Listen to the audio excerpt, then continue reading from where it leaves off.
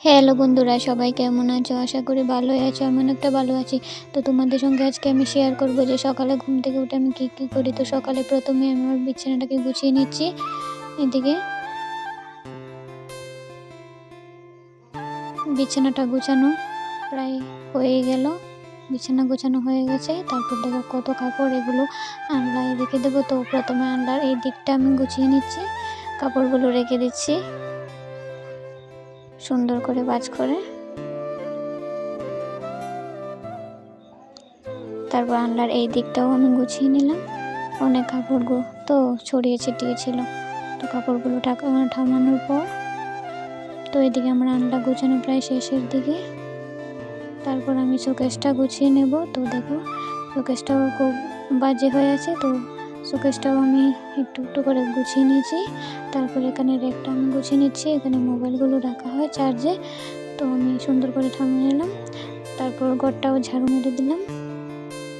ঘরটা ঝাড়ু মারার পর আমি রান্নাঘরে চলে যাব, রান্না করতে হবে। তো রান্নাঘরে এসে প্রথমে আমি ভাত বসিয়ে দেব। এখন আগুন দিচ্ছি চুলাতে আগুন দেওয়ার পর ভাত বসিয়ে দিলাম। এদিকে জলও গরম হয়ে গেল, এদিকে চাল ধুয়ে নিচ্ছি। ধোয়ার পর কিছুক্ষণ পর জল গরম হওয়ার পর চাল দিয়ে দিলাম। তো প্রায় ভাত এদিকে হয়ে এসেছে। তারপর ভাতের ফ্যান গেলে নিলাম। তারপর আলু সেদ্ধ করব, আলু ভর্তা করব। তার জন্য আলুগুলোকে কেটে ধুয়ে তারপরে কড়াইতে দিয়ে সিদ্ধ বসিয়ে দিলাম। আলু সিদ্ধ হচ্ছে এদিকে। তো মরিচ আর পেঁয়াজগুলো কেটে নিচ্ছি। কাটার পর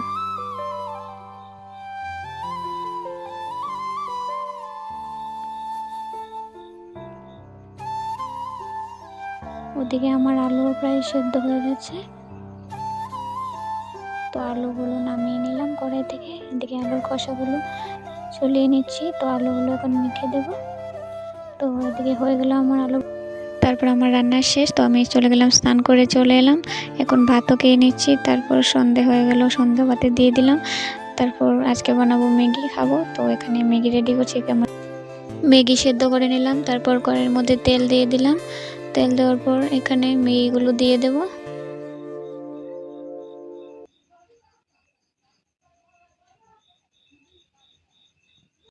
তো এদিকে আমার ম্যাগি হয়ে গেল। তো আজকের ব্লগটা এই পর্যন্ত। টাটা বন্ধুরা।